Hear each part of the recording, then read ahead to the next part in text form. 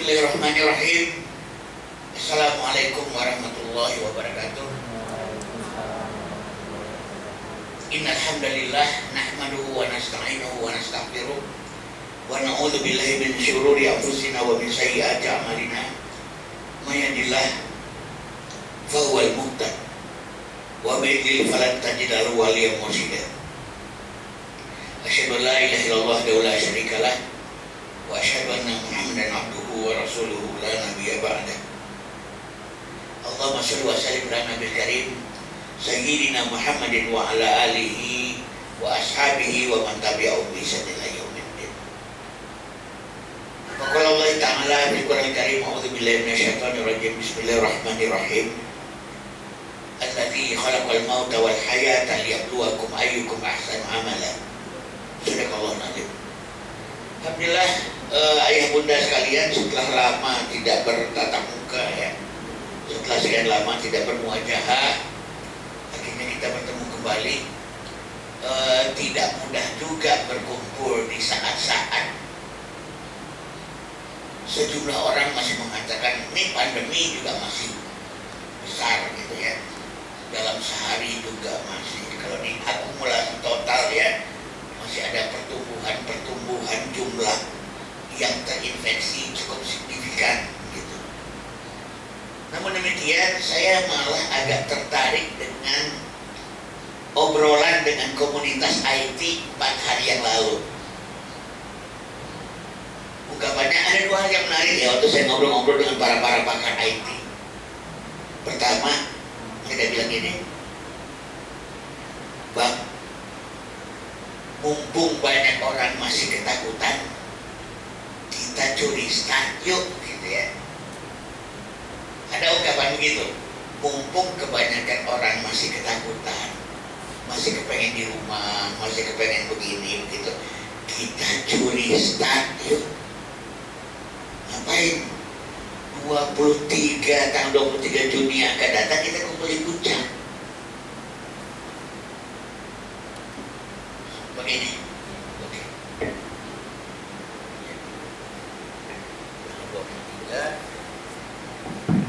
Tanggal 23 kita kumpul di puncak. Ngapain? Nyiapin kawasan outbound. Karena sebentar lagi orang udah capek di rumah, orang udah capek online. Mereka butuh tuh udara segar, outbound, berinteraksi, melakukan aktivitas-aktivitas di bumi, aktivitas yang offline gitu. Mumpung yang lain-lain belum jalan nih, kita jalan, kita curi start gitu. Yang kedua yang menarik ungkapan mereka, emang mereka yang jalan offline dia? Saya nanya kan ke komunitas IT kan. Oh iya, sebentar lagi orang muak IT, muak orang, yang ngomong orang IT kan lucu kan. Orang muak IT, muak online. Orang mulai butuh bertetangga, berpelukan, bersalaman, berinteraksi, saling menyapa. Mereka selama ini nyesel, selama ini terlalu gadget oriented, selama ini terlalu online, selama ini terlalu medsos. Lupa kamu halaman lalu dihukum Tuhan, gak boleh pulang kampung gitu ya. Loh, IT kesimpulannya begitu sih, no? Iya. Banyak loh orang yang bilang life after pandemic ini serba IT, serba online. Oh, itu yang nyimpulin pasti bukan orang IT. Kalau nggak orang awam pasti pendidikan. Kalau nggak orang awam yang ngomong itu pasti orang pendidikan. Yang bilang kehidupan sesudah ini serba online, kehidupan sesudah ini serba IT, pasti yang ngomong bukan orang IT. Pasti yang ngomong orang pendidikan atau awam. Kalau orang IT mah malah sekarang udah mulai muncul kesadaran-kesadaran. Ini kenapa IT itu jadi Tuhan?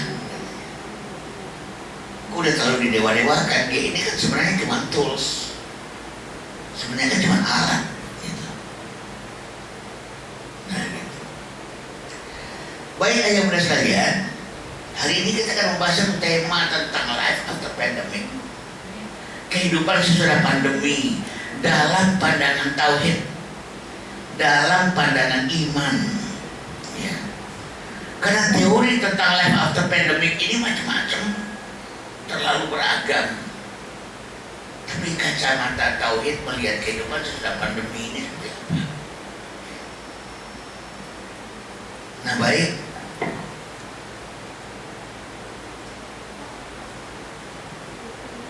Tadi udah dicolokin ya. Coba kok nggak bisa. Coba dicopot lagi, terus kemudian dipasang lagi.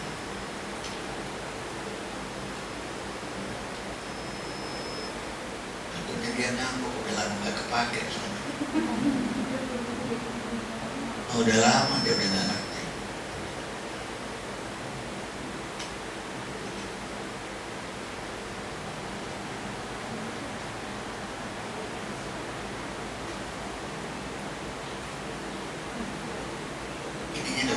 Atau diklik aja ya? Oke. Diklik aja deh ya, silakan. Next.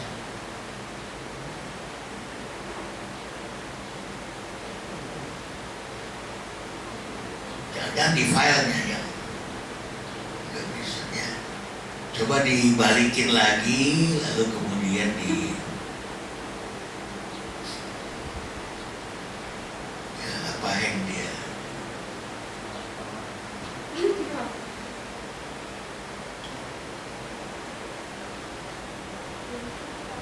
Escape, sedikit. Ya. Nah, itu udah bisa. Ayah-ayah sekalian, banyak pandangan-pandangan tentang kehidupan sesudah pandemi itu kira-kira seperti apa sih? The new normal, sebuah normalitas yang baru itu seperti apa? Ada yang mengatakan normalitas yang baru itu nanti kita memang akan bakalan pakai masker terus, gitu ya. Ada yang mengatakan begitu. The new normal adalah di mana bukan hanya saat pandemi, nanti kita memang bakalan pakai masker terus. The new normal adalah di mana sampai kapanpun kita mesti jaga jarak. Ada yang bilang begitu. Ya. The new normal salamannya emang begini, gitu ya. The new normal. Ya. Itu satu pendapat. Inilah normalitas baru itu. Ya. Normalitas baru bahwa kita perlu tiap saat bawa hand sanitizer. Normalitas baru itu adalah seperti sekarang. Tapi sebagian orang lain justru mengatakan enggak. Allah sedang menghukum kita.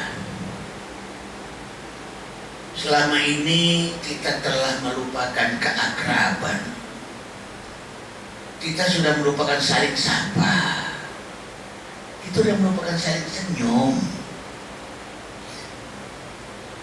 Kita sudah melupakan saling berpelukan, mengucapkan salam. Kita selama ini ketika orang bersin, dia mengucapkan alhamdulillah dan kita nggak jawab dengan yarhamukallah. Sudah sekalian, kata Allah. Begitu kita bersin orang curiga sekarang, bukan alhamdulillah. Saya pernah naik bis dari Purwokerto ke Jakarta. Saya sempat bersin dalam keadaan dia tertutup mulut saya pakai masker. Itu orang dengan panoknya pada ngeliatin saya. Dengan panoknya pada ngeliatin saya. Begitu dia lihat saya pakai masker, alhamdulillah lega. Sudah mulai dibentuk jiwa parno. Kenapa? Fenomena yang sekarang terjadi pada diri kita ini boleh jadi bagian dari terapi dari Allah. Terapi terhadap sikap lebay dan terapi terhadap sikap abai. Ada dua ya. Pertama, lebay kita sedang diterapi. Serba gadget. Bahkan Einstein, di zaman Einstein itu belum ada gadget ya, tapi Einstein itu udah bilang akan ada satu zaman nanti teknologi itu memperbodoh manusia. Interaksi sosial menjadi berkurang, semuanya serba berbasis teknologi, kehangatan interaksi itu menjadi memburuk. Einstein udah ngomong tahun 54, manusia diperbodoh oleh teknologi. Nah, ada yang lebay, dikit-dikit medsos, dikit-dikit gadget. Kelebayan ini sedang diterapi oleh Allah. Kalau dalam psikologi, terapi Allah saat ini namanya flooding terapi. Buat yang lebay sengaja dibanjiri. Nah, itu namanya flooding ya. Dalam dunia psikoterapi itu namanya flooding, sengaja dibanjiri, sengaja dibikin full online, full gadget, full ini, dibikin enak, dibikin muntah sama Allah sekarang ini. Dikenyang-kenyangin, itu namanya flooding ya, dikenyang-kenyangin. Contoh kalau dalam dunia ini misalnya ada orang hobinya kok menyolong handuk hotel, itu diterapi dengan cara sengaja dikasih ribuan handuk buat dia gitu loh. Itu namanya di flooding ya, di flooding. Allah lagi flooding kita, dibikin sampai termuntah-muntah sama gadget, termuntah-muntah sama online, supaya nanti ada rasa kemuakan terhadap itu semua. Buat yang berlebihan, buat yang lebay, buat yang abai, kita juga abai. Abai dalam berinteraksi, abai dalam abai dalam bersilaturahim, abai dengan bertemu dengan orang tua, orang kampung. Nah, untuk keabaian ini Allah terapi juga, sama sekali nggak dikasih. Mau pulang kampung nggak bisa, dilarang pulang kampung. Mau piknik nggak bisa piknik gitu ya. Sehingga jadi new normal ini kayak apa? Sekarang muncul berkembang gagasan-gagasan. Jadi alhamdulillah ya, era lockdown, era pandemi, era PSBB ini banyak orang merenung, alhamdulillah. Diskusi-diskusi secara online yang dalam tentang filsafat hidup, bayangin. Orang sekarang diskusinya udah gak main-main itu secara online. Apa hakikat hidup sebenarnya? Mungkin ada sesuatu yang perlu kita koreksi belakangan ini. Nah, sehingga kemudian banyak yang mengatakan, oh, masa depan itu ada, bahkan ada yang tulisan yang mengatakan justru kita bukan kembali ke new normal, tapi kembali ke normal. Kenapa? Selama ini justru abnormal. Justru selama ini yang kita lakukan sebelum era pandemik ini adalah abnormal. Justru sekarang kita sedang diajak ke normal ya. Mungkin ada juga yang baca artikel ini di WA. Normal apa sih makan minum teh di Starbucks 44.000? Modalnya paling 3.000 tuh. Itu nggak normal. Itu nggak normal. Jadi the new normal ini justru mengembalikan kita ke normal yang sebenarnya. Ada ungkapan begitu. Kita selama ini serba e-book, e-learning, ya, macam-macam lah ya, belajar elektronik segala macam. Justru ini dalam rangka memberikan pembelajaran baru pada kita. Offline gak mungkin digantikan sama online. Buku kertas gak mungkin digantikan oleh buku elektronik. Guru sampai kapanpun gak mungkin digantikan oleh Wikipedia. Guru sampai kapanpun gak mungkin digantikan oleh Google. Inilah the new normal. The new normal itu adalah yang normal. kembali pada normalitas. Saya praktis sudah 2 bulan ya, semuanya serba online. Terasa satu hal yang kemarin saya juga katakan waktu di Bojonggede, saya kalau lagi memberikan ceramah secara online, garing, nggak melihat wajah orang, itu garing. Praktis yang saya sampaikan waktu di online itu cuman benar-benar yang ada dalam isi pikiran saya dan nggak ada improvisasi. Sementara kalau saya offline, Allah itu sering nitip ilmu lewat mulut saya. Kadang-kadang terpukau sendiri sama omongan saya kalau lagi offline loh. Kenapa? Saya agak kaget karena itu di pikiran saya nggak ada, kok bisa muncul gitu. Allah lagi nitip ilmu lewat mulut saya sebenarnya. Itu bukan karena kehebatan saya. Itu bukan sesuatu ada di kepala saya, makanya saya sendiri agak terkagum-kagum sama omongan sendiri gitu. Karena itu nggak ada di kepala saya. Itu bukan bagian dari ilmu saya, bukan bagian dari kecerdasan saya dan sebagainya. Kalau offline lain, ini sih baru bahas 1 poin ya, gak kelar-kelar perasaan. Improvisasi. Allah tuh kok kayaknya ada aja mesti saya omongin tuh kalau lagi offline tuh. Lagi online 1,5 jam, 1,5 jam ya, gak berkelar ya. Kalau lagi online tuh gitu. Ini lagi offline gak kelar-kelar, ini yang pertama dan yang normal. Pertanyaan yang juga muncul kemudian, benarkah kehidupan di masa depan adalah kehidupan berbasis IT? Distance learning, e-tutorial, e-book, ya, era pakai Zoom gitu ya. Atau justru ini malah pembelajaran bagi kita. Tolong kembalikan pendidikan itu secara tradisional. Letakkan kaki di bawah, kepala di atas. Jangan kepala taruh di bawah, kaki di atas. Para pakar IT mengatakan sesudah ini kita harus down to earth. Kembali jejak di bumi. Yang ngomong orang IT. Kalau orang awam malah lagi kayak lagi demam-demam kali ya, lagi demam-demam IT kayaknya sekarang kita nih. Yang awam tapi ya, kalau orang IT mah down to earth, kembalilah turun ke bumi.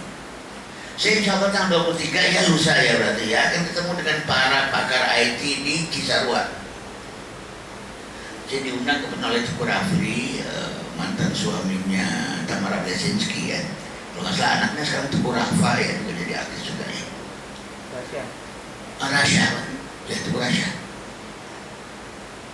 Nah, mereka malah berpikir gitu. Mereka lagi nyiapin lahan aktivitas outdoor seluas 8 hektar. Saya diminta mendesain. Saya minta mendesain lahan 8 hektar tanggal 23 besok pagi-pagi di sesudah Curug Cilember ya, sesudah Curug Cilember. Sampai dia mengatakan enggak. The new normal itu, era masa depan itu bukan kehidupan berbasis IT. Orang kembali lagi pada kehidupan tradisional. Pembelajaran model di sekolah alam itu, jangan kaget loh, sebentar lagi sekolah alam itu jadi banyak sekali. Yuk back to nature, yuk kembali ke sekolah alam yuk. Ya, belajar dari alam yuk. Gitu ya. Bukan IT nggak ada, IT tetap ada dan tetap berkembang. Tapi disadari posisinya cuma tools. Dia cuma alat bantu. Saya waktu itu sempat menguji ya asumsi orang-orang IT ini. Benar orang IT orientasinya kayak gitu, justru tidak berorientasi IT sih. Oh iya Bang Aan. Gini deh Bang Aan. Bang Aan tahu Silicon Valley kan, kata mereka. Oh iya tahu lah tempatnya berkumpulnya para pakar IT di California, saya bilang. Bang Aan tahu nggak sih di Silicon Valley itu sekolah paling terkenal itu Waldorf School. Oh iya saya tahu Waldorf. Waldorf sudah punya cabang di Indonesia, saya bilang. Tahu nggak sih Bang Aan, Waldorf School itu paling diminati di Silicon Valley. Dan tahu nggak Bang Aan, kenapa Waldorf School itu sangat diminati di Silicon Valley? Karena Waldorf School anti IT. Dia punya 3 prinsip ya Waldorf School. No screen, no cable, no keyboard. No screen, gak boleh ada layar di Waldorf School ya. Tidak ada kabel dan tidak boleh ada keyboard di Waldorf School. Ini padahal di Silicon Valley pakar-pakar IT dunia kumpul di situ, Microsoft ada di situ, Facebook ada di situ, Google ada di situ. Orang tua pakar-pakar IT itu masukin sekolah anaknya di Waldorf School. Waldorf School itu ngapain ya? Main tanah, main pasir, main lumpur, main air ya kayak kita di sekolah alam. Nah cuma di Waldorf School ini nggak boleh nih, ada kamera, ada laptop tuh nggak boleh. Kalau di Waldorf School nggak boleh ya, benar-benar free, IT free gitu ya.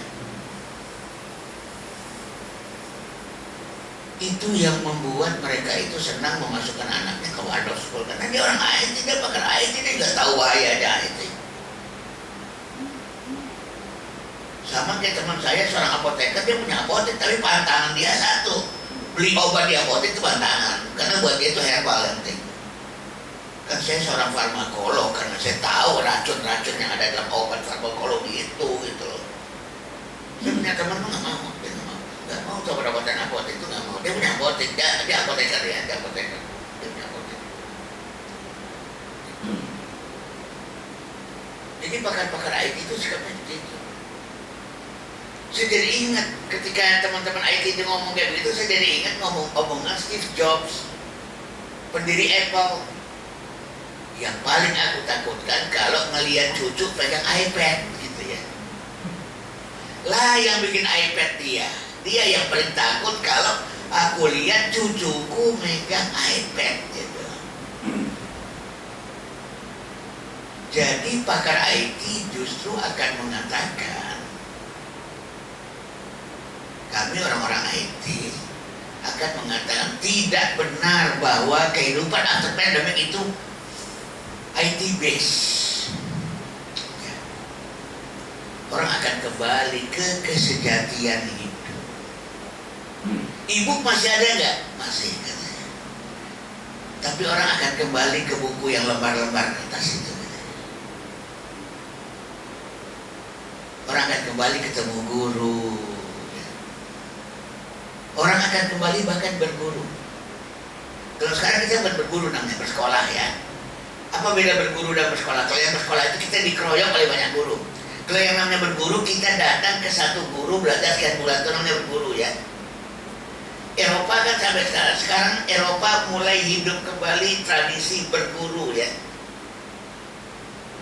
Belajar ke Profesor Dawson's selama 3 bulan. Profesor Dawson's kelasnya Profesor Dawson.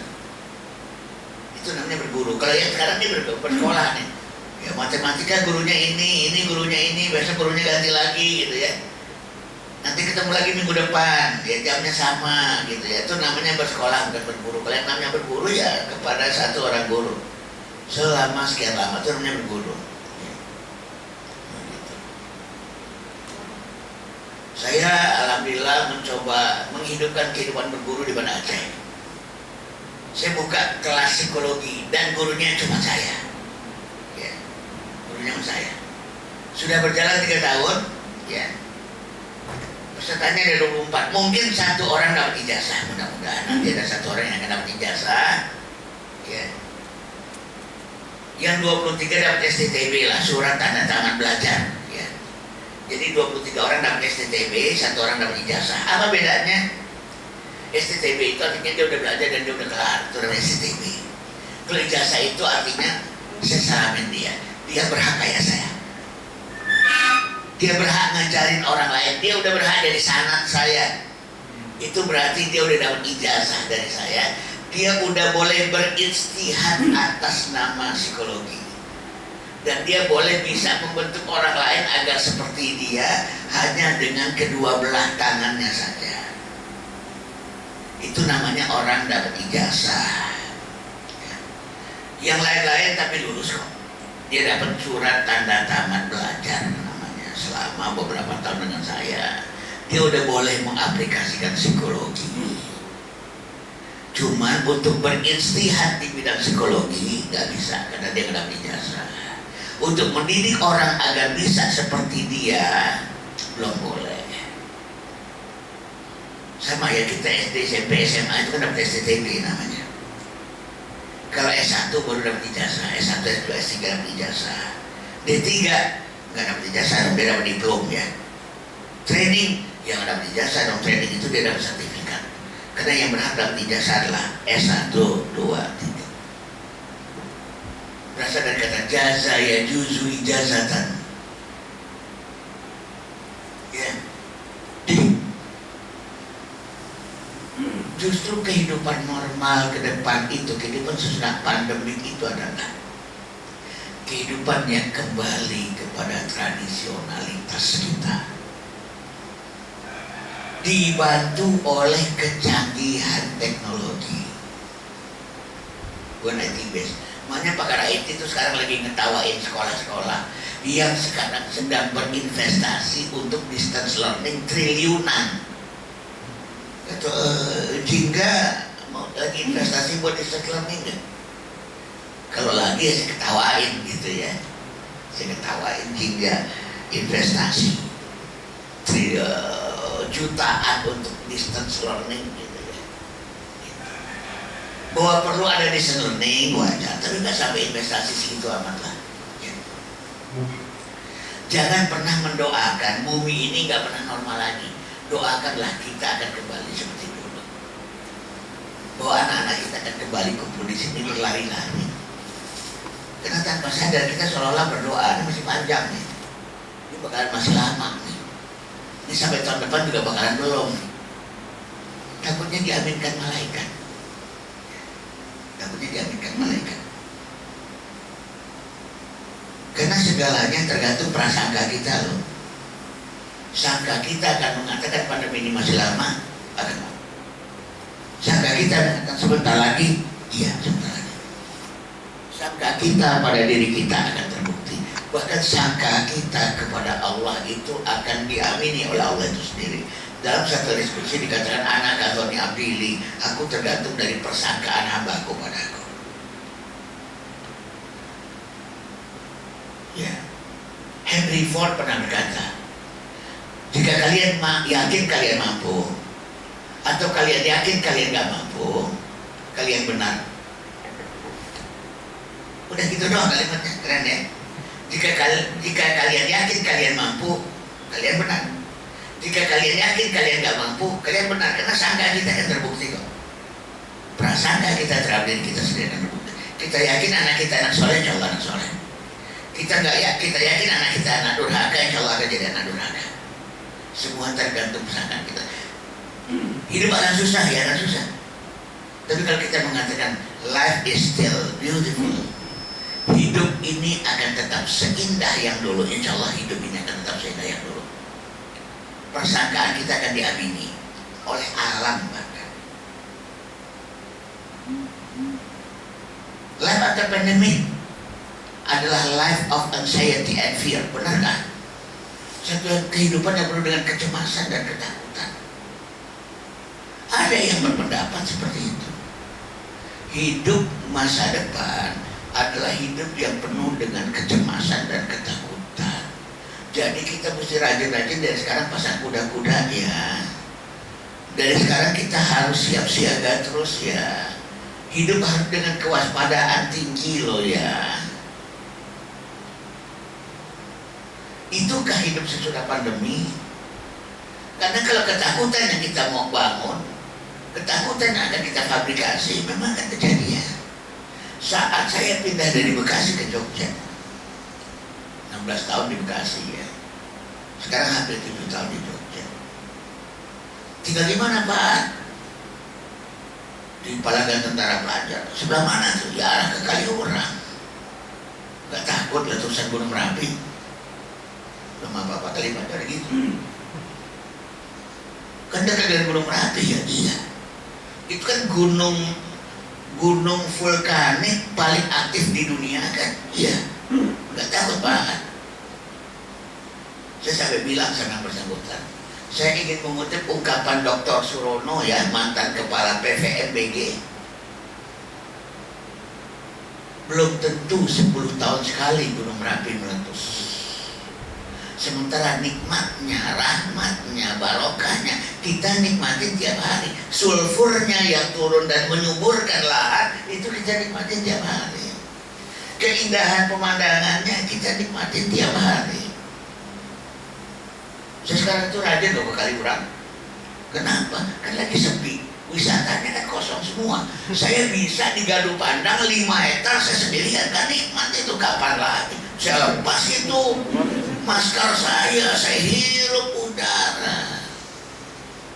Ya ngapain lagi pakai masker di tempat gunung kayak begitu? Sekarang udara lagi cakep-cakepnya loh, karena polusi jauh berkurang, kualitas oksigen jauh meningkat, bumi seperti mengalami detoksifikasi.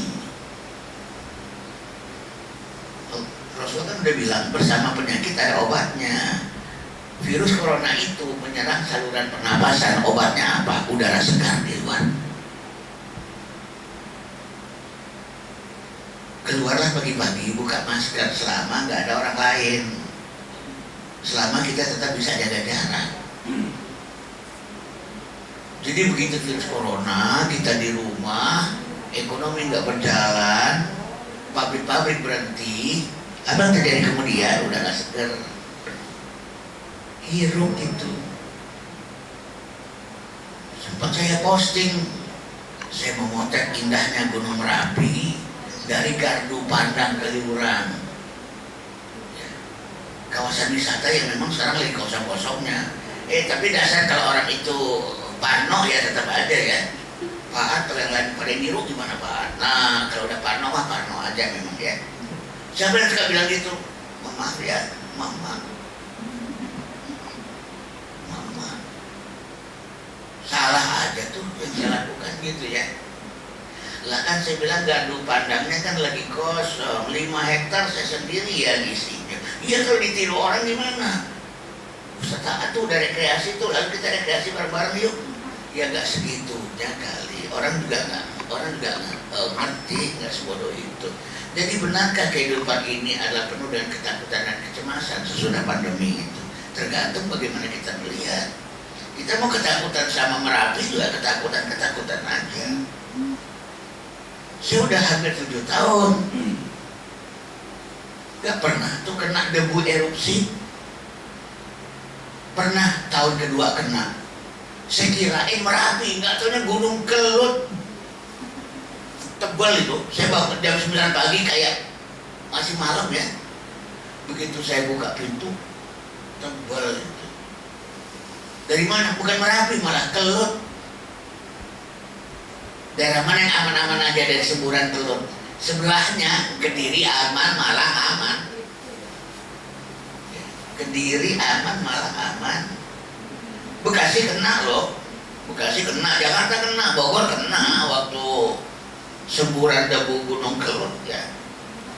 Yang sebelah-sebelahnya malah nggak kena. Bandara Juanda masih bisa terbang waktu itu, gitu ya, beroperasi. Kata siapa hidup ini penuh dengan ketakutan dan kecemasan? Alam taro annallaha sakhkhara lakum ma fis samawati wa ma fil ardh. Tidakkah kalian perhatikan bagaimana Allah telah menundukkan untuk kalian apa-apa yang ada di langit dan di bumi? Ditaskhir artinya ditundukkan, dijinakkan. Life is beautiful, hidup ini indah. Allah peruntukkan bagi orang-orang yang beriman. Buat orang kafir ya sementara lah, karena dia cuma bisa menikmati dunianya, akhiratnya dia gak bisa nikmati. Soal bencana, musibah, wabah, malapetaka, ujian dan cobaan itu bukan sesuatu yang patut ditakuti. Dan itu akan selalu ada sampai kiamat. Dunia ini adalah negeri cobaan. Selesai pandemi ini akan ada cobaan baru. Sampai kapan kita mau parno? Sebentar lagi akan ada cobaan baru kok. Akan ada musibah baru. Akan ada wabah baru.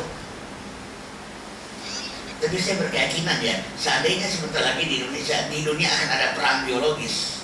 Salah satu akan selamat bangsa Indonesia. Imunitasnya bagus banget. Saya pernah ngomong di depan teman-teman dokter dan teman-teman dokter ketawa. Bangsa ini jorok dan bandel, makanya sehat. Saya ngomong di depan dokter, bangsa ini jorok dan bandel, makanya sehat. Yang mana Ibu Siti Fadlia Sumari kan juga mengatakan bangsa ini imunitas bagus.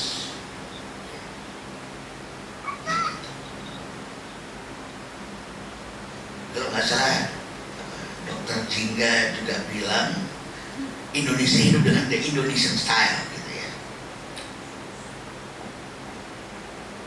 Kadang-kadang yang unik. Saya pernah di Ciamis malam-malam jalan ke alun-alun, ya pakai masker lah. Yang lain pada nggak pakai masker, saya jadi merasa parno sendiri waktu itu. Karena kadang-kadang kalau kita tanya sama masyarakat itu tahu COVID-19, apaan tuh katanya? Apaan tuh katanya? Tapi terlepas dari itu semua ya, jangan membayangkan kehidupan sesudah pandemi ini sebagai a life of fear and anxiety, kehidupan yang penuh dengan ketakutan dan kecemasan. Justru ketakutan dan kecemasan itu yang merontokkan imunitas kita, yang menghancurkan imunitas kita. Ketakutan itu, dopaminnya turun, serotoninnya turun gara-gara cemas ya. Tapi orang yang optimis, adrenalinnya juga naik, dopamin, serotoninnya naik, ditambah dengan suplemen, ditambah dengan buah-buahan, insya Allah. Kekuatan intinya adalah syukuri hidup ini. Jangan menganggap fear and anxiety. Allah udah jamin kok, lain syakatum lazi dan aku balik kapan tuh inazah bila syadid. Jika kalian bersyukur, kami akan tambahkan nikmat kami. Tapi jika kalian kufur, pesimis terhadap hidup, negatif thinking terhadap hidup, azab kami amat sangat pedih. Malah akan kami turunkan azab itu, azab bila syadid. Akan kami turunkan wabah itu bagi yang kufur.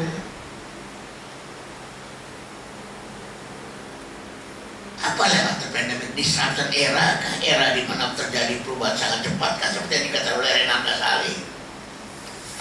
Banyak di antara kita yang juga dilanda kepanikan saat ini karena membaca buku disruption era-nya Renan Kasali bahwa perubahan di masa depan akan telah berlangsung begitu cepat, tak terduga, tak teramalkan. Akan ada 2 miliar manusia yang akan di PHK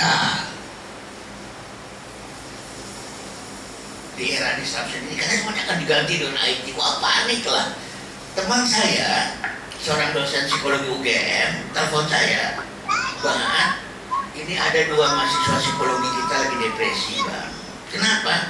Habis ikut kuliah umum tentang disruption era. Saya bilang, lagi ngapain lagi kuliah umum gituan, saya bilang. Kebetulan teman saya ini presiden IAMP, International Association of Muslim Psychologists, presiden dari Asosiasi Psikolog Muslim Sedunia. Namanya Pak Bagus Riono ya, Dr. Bagus Riono. Sampai tahun ini kalau nggak salah, karena tahun ini presidennya diganti ya sama orang India nanti yang baru. Jatahnya India, sekarang jatahnya Indonesia.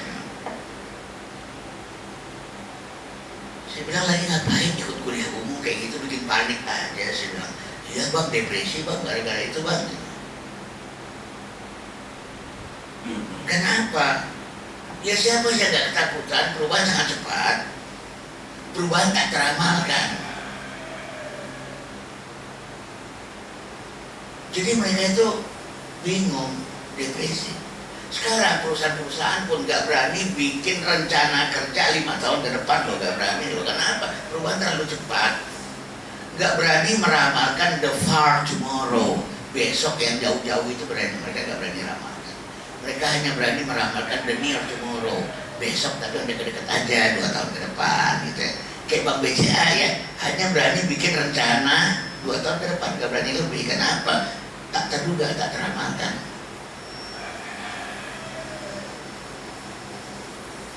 Nah padahal ya, apa sih yang perlu ditakuti dari disruption era?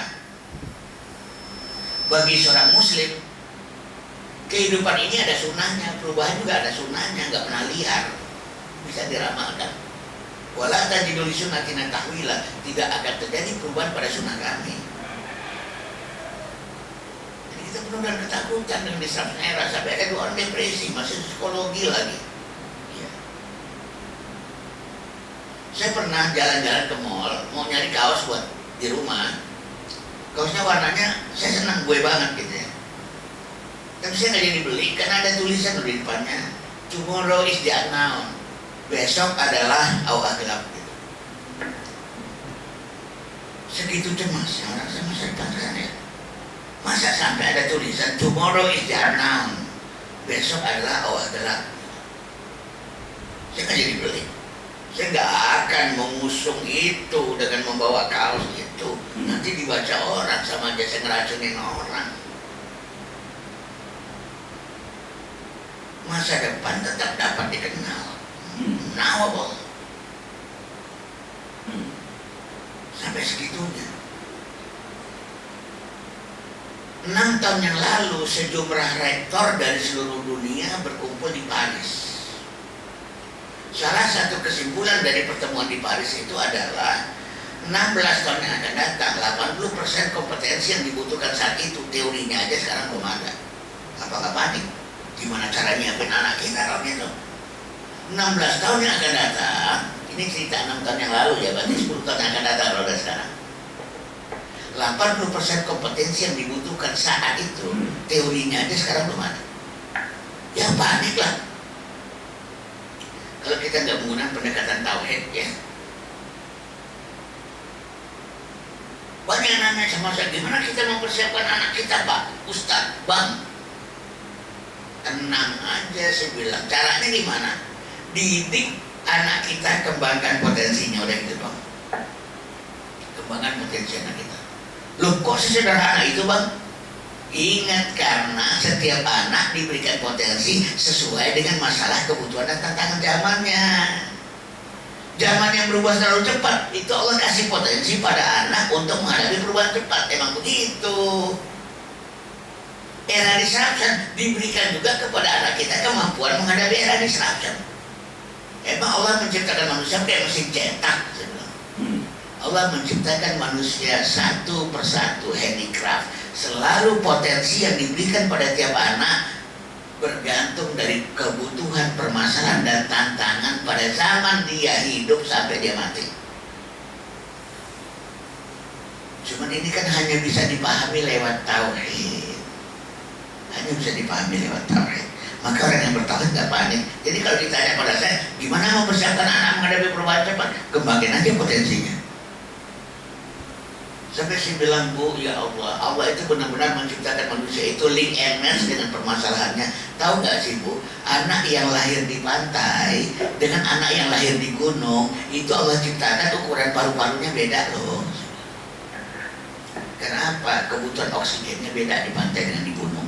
Kebutuhan oksigen di gunung lebih besar karena udaranya bertekanan rendah. Coba tanya sama dokter, tanya pada peneliti, benar nggak ukuran paru-paru mereka yang lahir di pantai dengan yang lahir di gunung beda? Saya bahkan menantang ya para dokter sekarang, tolong teliti antibodi anak yang lahir pada saat COVID-19 dengan yang sebelum COVID-19 dengan yang sesudah COVID-19, sama atau beda? Saya tantang para peneliti kedokteran. Pasti beda antibodi bawaan dari lahir. Anak yang lahir di tengah-tengah COVID-19, anak-anak yang lahir sebelum COVID-19, anak-anak yang lahir sesudah COVID-19, beda antibodi bawaan lahirnya. Udah ada neliti belum? Kalau COVID-19 belum, tapi kalau malaria tahun 36 udah. Dokter-dokter di Jerman kaget bahwa anak yang lahir di tengah-tengah wabah malaria ternyata membawa antibodi yang lebih besar daripada anak yang lahir sebelum wabah malaria dan anak yang lahir sesudah wabah malaria. Sampai dokter-dokter Jerman bingung, kok bisa beda ya? Ya bagi mukmin mah nggak kaget. Allahu la ilaha illa wal hayyul qayyum la ta'khudhuhu sinatun wa la naum. Allah tidak ada selain Dia. Dia hidup berdiri mengurusi makhluknya. Dia tidak mengantuk, dia tidak tidur. Dia menciptakan manusia khas. Anak kembar aja beda, apalagi anak sama anak orang lain. Sehingga bagi seorang mukmin nggak ada tuh namanya parno, nggak ada tuh namanya suuzon, nggak ada tuh namanya lebay. Saya pernah bikin tulisan di Facebook. Judulnya Pendidikan Suuzon yang Sukses. Saya bicara tentang, di antaranya saya ambil ilustrasi tentang orang tua yang begitu sekolah menyatakan, pemerintah mengatakan sebentar lagi tahun ajaran akan mulai pada ketakutan gitu loh. Karena suuzonnya yang terlalu tinggi dan karena parnonya yang terlalu tinggi. Oh, itu dengan bapernya para bunda protes saya luar biasa-biasa. Ya saya udah sedimin aja, namanya juga bunda ya, wajar kalau baper. Bun, bayangin Bun, saya bilang jumlah anak itu 31,7% dari populasi orang Indonesia secara keseluruhan. Populasi orang Indonesia itu 271 juta. Harusnya anak-anak Indonesia itu yang terkena COVID-19 juga 31,7% dari sekitar 40 ribuan orang yang sekarang terinfeksi. Tapi 31,7% enggak, ternyata enggak. Cuma 2,36%, 2,36% anak yang terpapar. Yang meninggal sekarang berapa? Yang meninggal sekarang udah 2000-an. Dari 2000-an itu berapa anak? Bukan 31,7 loh, cuma 0,96%. Tapi tetap aja kalau bunda kan, tapi itu kan nyawa Ustaz. Jangan anggap enteng 14 dong Ustaz. Nyawa tuh. Saya hanya ingin membanding, saya bilang. Saya ingin membanding. Kalau kita pakai logika, harusnya 31,7% dari 2000-an orang yang meninggal itu anak-anak. Tapi kan Allah tolong mereka, Allah bantu mereka. Hamba-hamba ciliknya pasti akan lebih Allah bantu daripada kita udah tua-tua ini. Kita tua-tua ini mah ya udah mau mati gitu ya. Tapi kan hamba ciliknya itu kan akan menjadi generasi pelanjut, makanya Allah lindungi banget. Cuman kan kita menganggap Allah selama ini penonton COVID, tidak pernah terlibat, tidak pernah turun tangan, tidak pernah menolong, tidak pernah membantu. Ayah bunda percayalah, ayah bunda atau para ayah yang memang terpaksa tiap hari keluar rumah karena memang kebutuhan pekerjaannya pekerja harian, Allah tolong kok, Allah perkuat kok imunitasnya. Allah juga maha tahu kok bahwa kalian gak bisa di rumah karena kalian pekerja harian, dapat penghasilannya harian untuk menghidupi keluarga. Ya sudahlah, aku tolong engkau. Tidak benar bahwa hidup ini adalah penuh dengan fear and anxiety, penuh dengan ketakutan dan kecemasan. Justru ketakutan dan kecemasan itu membuat kita mudah sakit, mudah tertular. Apa life after pandemic? Ada yang mengatakan uncertain era serba ketidakpastian. Sehingga kita harus siap berubah. Sampai suatu ketika Bea dan Cukai Kanwil DKI meminta saya ngasih ceramah di depan pegawai.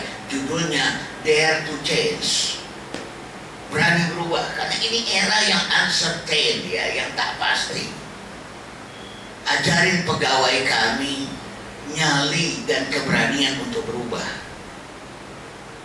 Saya bilang sama pengundang saya nggak mau ngasih materi itu kalau saya ganti judulnya gimana? Apa Pak? Bukan dare to change, tapi dare to changing. berani mengubah. Kenapa mesti diganti, Pak? Ya katanya perubahan sangat cepat, uncertain. Kan capek juga, sekarang berubah, besok berubah, lusa berubah. Pegel, saya bilang. Mendingan mengubah. Biarin aja orang yang pegal.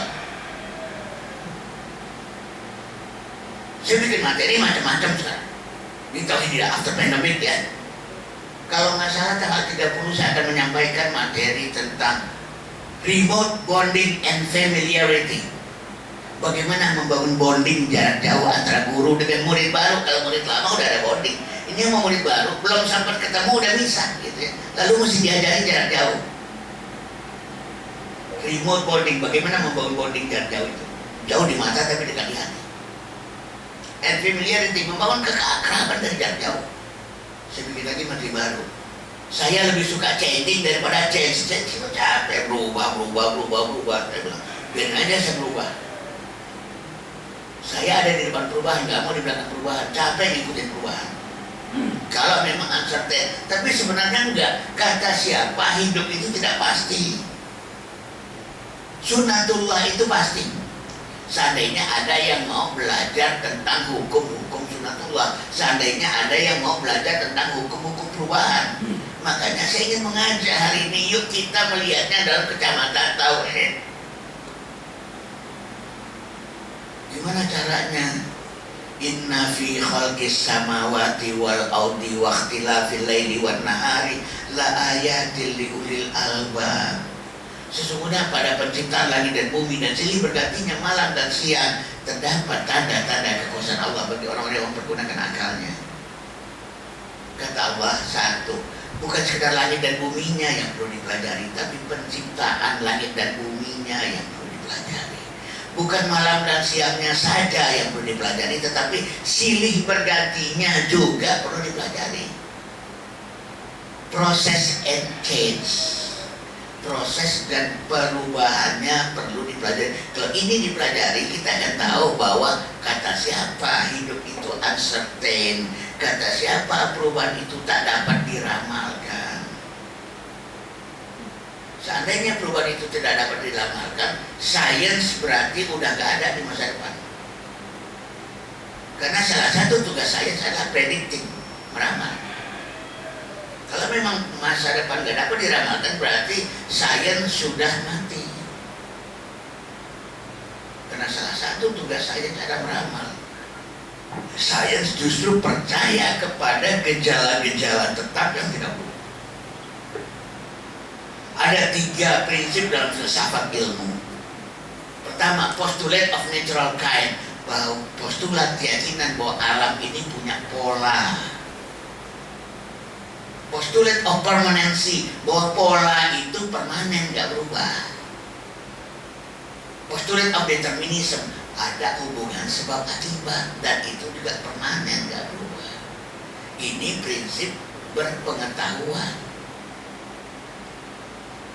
Ini prinsip sains. Ada 3 postulat. Kalau dalam dunia psikologi ditambahkan postulat yang keempat, postulate of reliability of human knowing activities. Kita yakin bahwa alat-alat pengenalan manusia ini reliable, mata ini reliable, telinga ini reliable, lidah ini reliable, jari ini reliable. Makanya dia layak dijadikan alat untuk mencari ilmu pengetahuan. Bayangkan kalau mata nggak reliable, telinga nggak reliable, padahal ilmu pengetahuan dicari lewat 2 saluran ini gitu. Life after pandemic, ada yang juga bilang tadi disaster era bencana. Oh, kalau bicara disaster, hidup memang akan selalu jadi disaster sampai kapan. Tapi kita juga tidak bisa mengatakan itu disaster era. Kenapa? Disaster, bencana, musibah itu sifatnya dipergilirkan. Ini giliran si A kena, si B, si C, si D nggak kena. Sekarang giliran si B, si A, si C, si D nggak kena. Sekarang giliran si C, si A, si B, dan si D nggak kena. Sekarang musibah itu menimpa si D, A, B, C nggak kena. Selalu begitu, dipergilirkan. Watilkal ayamu nudawiluha bainan nas. Begitulah hidup ini dipergilirkan di antara manusia. musibah itu. Nanti kita akan bahas ya, dalam Islam itu ternyata pandemi nggak ada. Musibah merata nggak ada. Musibah merata nggak ada. Musibah merata itu kiamat nanti ya. Kiamat itu nanti musibah merata satu-satunya. Musibah di mana semua orang kena itu nggak ada dalam Islam. Kalau sekarang kan seakan-akan semua manusia kena musibah, sehingga yang sehat pun wajib dikriminalisasi sebagai carrier. Wajib, kalau nggak ilmiah ya nanti. Ya. OTG wajib dikriminalisasi sebagai carrier. Azas praduga bersalah. Itu ya, azas praduga bersalah. Iya, anak-anak nanti masuk jingga, dianya sih nggak terpapar karena dianya sendiri imunitasnya bagus. Tapi kalau dia pulang ketemu orang tua, akhirnya dia jadi carrier, nularin orang tua. Kadang-kadang selalu begitu. Saya juga sama, pernah punya ketakutan. Begitu pandemik dimulai, saya baru memulai renovasi rumah. Berarti apa? Akan datang tukang setiap hari, entah di luarnya daulah siapa. Bahkan padahal di tempat lain banyak asisten rumah tangga yang udah diliburin gitu, daripada dia nanti bawa penyakit ke rumah. Tapi saya mengatakan tidak. Wahai para tukang, selamat datang. Kalian nggak bawa penyakit, kalian bawa imunitas ke rumah kami. Karena saya dari dulu juga udah bilang sama Pak saya juga udah bilang ya, Pak, saya itu kalau kena pengennya duluan, jangan belakangan. Kalau mau kena dari sekarang, bukan tantan. Repot kalau tantan belum kena. Ya. Karena saya berpikir, bismillah, orang yang lagi susah nyari duit itu para tukang, silahkan datang ke rumah. Saya bilang sama istri saya, tolong ya, imunitas kita sekeluarga ditingkatkan, tolong buah makanannya yang baik, kesehatan yang baik. Kan apa ini tukang-tukang mau datang, kita nggak tahu dia datang dari mana, bergaul dengan siapa.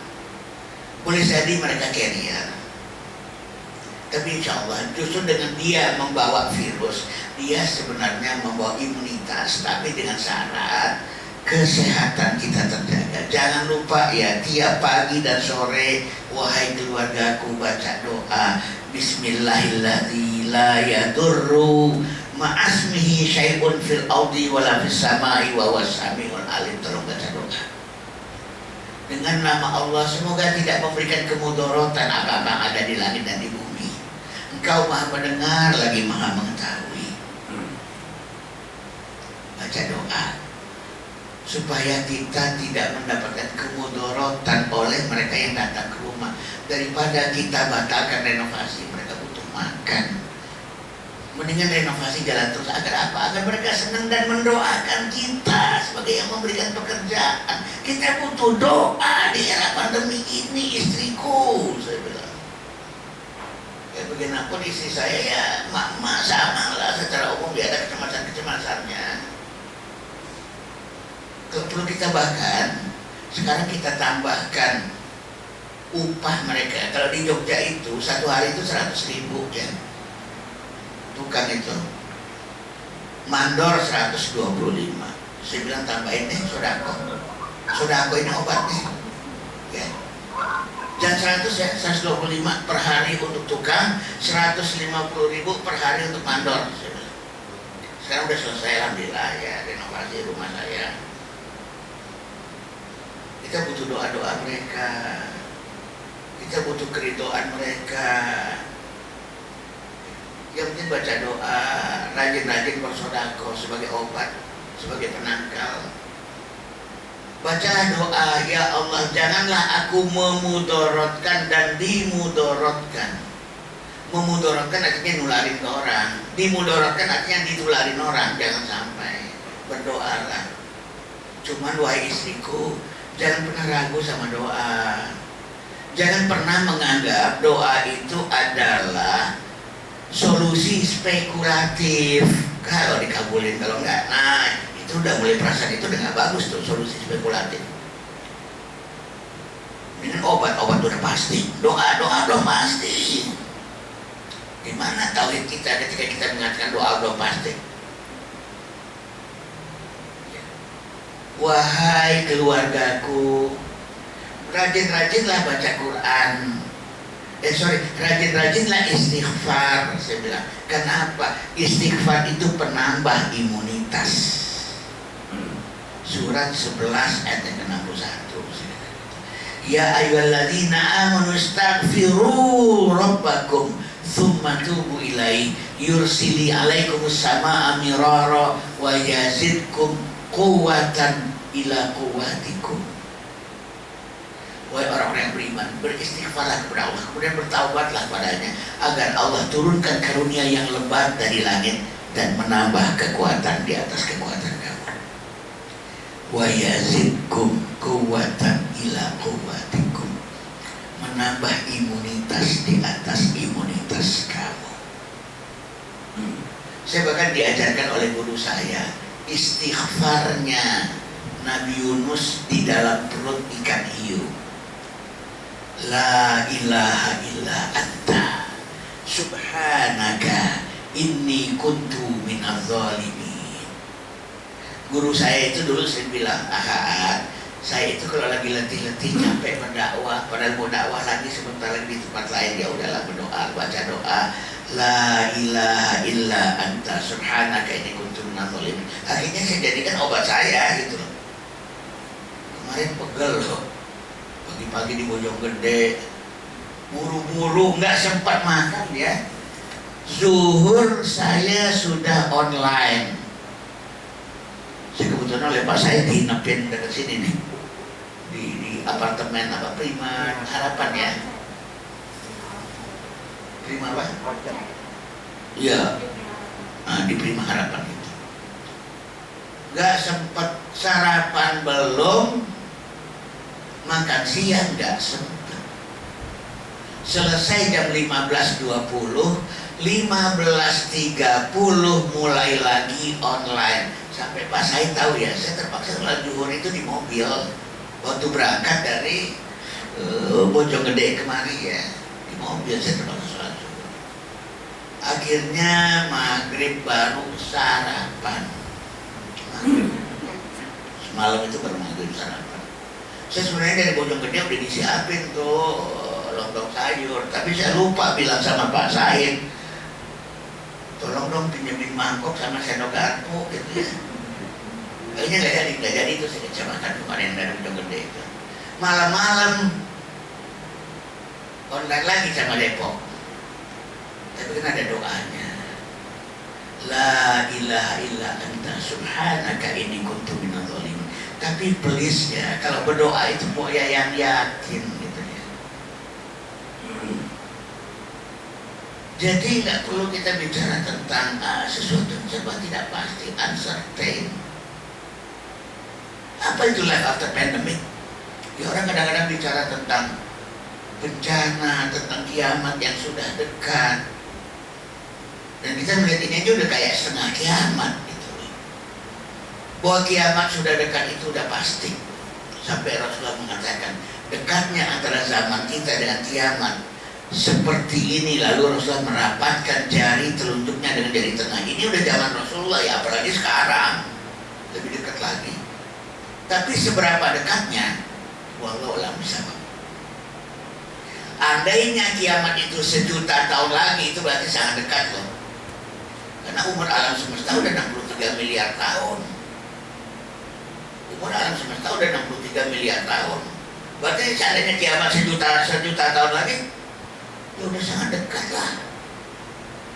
1.000.000 per 63 miliar. Tipis banget udah.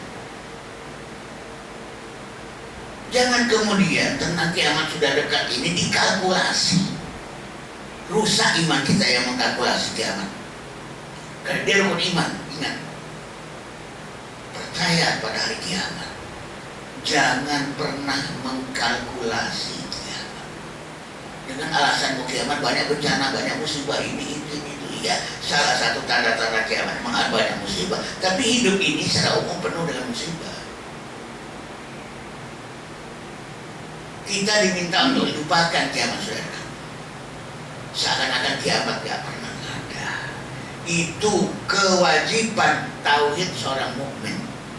Sehingga para sahabat berkata, andai besok aku tahu kiamat, andai aku tahu besok akan kiamat, benih yang di tanganku akan tetap aku tanam juga. Dia pikir sia-sia, udah tahu besok kiamat, ngapain lagi nanam benih? Gak ada kerjaan amat sih.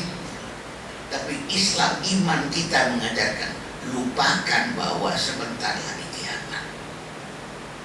Dalam hidup ini lupakan bahwa kita itu akan mati. Dalam beberapa hal, ya, artinya sahabat mengatakan, "Ya'mal di dunia kaka'anna katai syu'abada." Beramalah kalian di dunia kalian bagaikan kalian itu akan hidup selama-lamanya. Bagaikan gak pernah mati.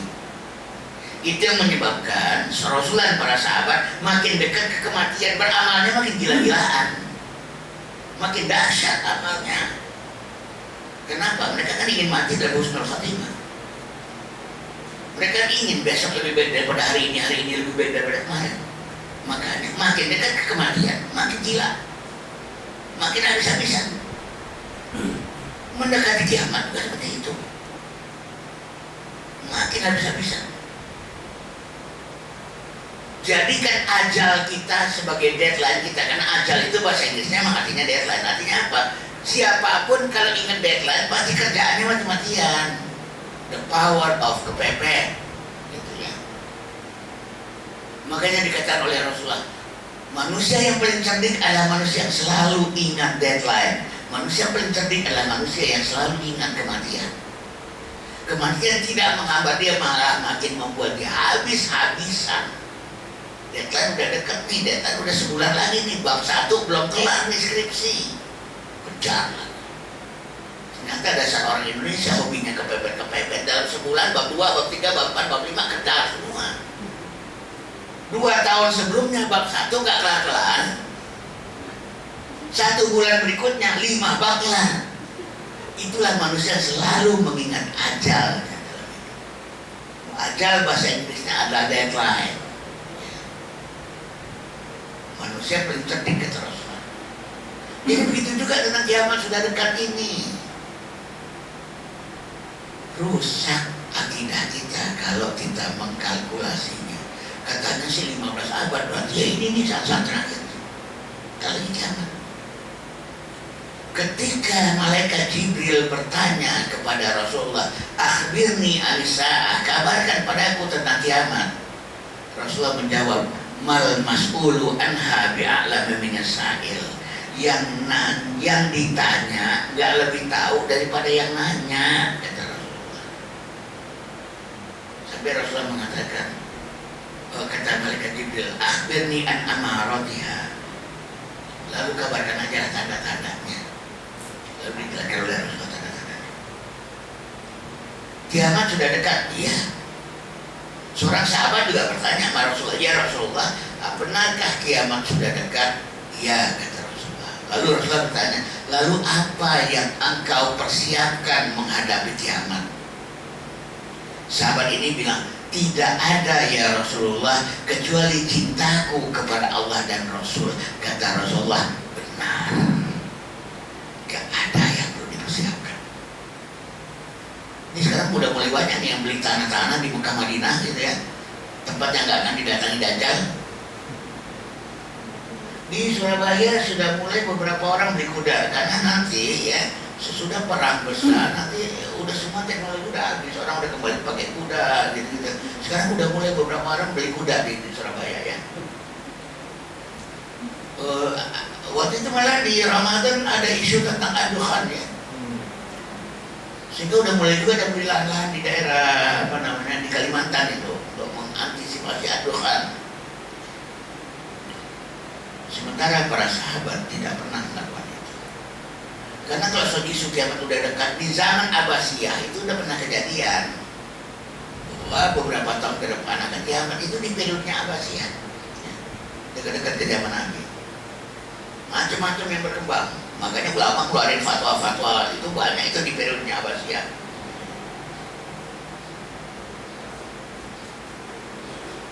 Apakah era menjelang kiamat itu selalu era yang berkonotasi negatif? Kata Rasulullah, umatku ini bagaikan hujan. Tak tahu kita mana yang lebih baik sebelumnya atau sesudahnya. Boleh jadi di awalnya atau di akhirnya, kata Rasulullah. Jadi boleh jadi akhir itu lebih baik. Dalam satu hadis Rasulullah juga bersabda, sesungguhnya orang Yahudi itu bagaikan hidup dari subuh ke zuhur. Umat Nasrani itu hidup bagaikan dari zuhur ke asar. Dan umatku orang yang bagaikan hidup dari asar ke maghrib. Dan Islam selalu mengajarkan sepertiga yang terakhir itu adalah golden period, masa ke masa. Periode umat Muhammad ini periode terbaik dari seluruh zaman. Selalu sepertiga yang terakhir itu terbaik.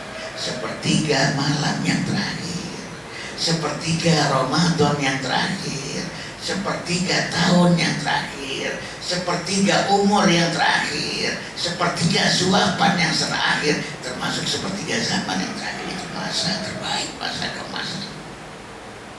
Sampai Allah bersumpah demi asar, wal asri, demi waktu asar, innal insana lafi khusrin, sungguhnya manusia dalam keadaan merugi, illal ladzina amanu wa amilu shalihat, kecuali yang beriman dan beramal saleh, wa tawassaw bil haqqi wa tawassaw bis sabr, saling berwasiat dalam kebaikan dan kebenaran dan saling berwasiat dalam kesabaran.